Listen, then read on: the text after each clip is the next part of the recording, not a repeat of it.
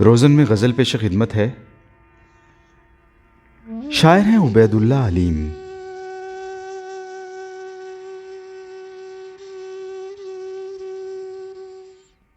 अजीज इतना ही रखो कि जी संभल जाए, अब इस कदर भी न चाहो कि दम निकल जाए।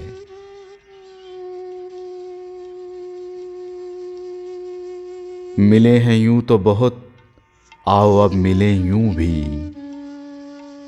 कि रूह गर्मी अनफास से पिघल जाए।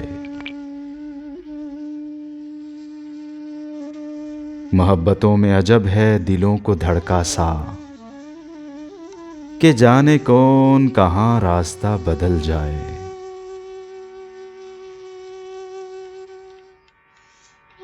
ज़हे वो दिल जो तमन्नाएं ताज़ा तर में रहे, खुशा वो उम्र जो ख्वाबों ही में बहल जाए।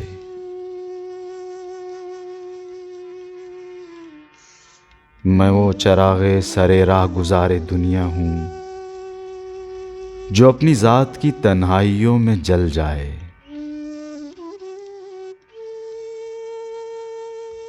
हर एक लहजा यही आरज़ू यही हसरत, जो आग दिल में है वो शेर में भी ढल जाए।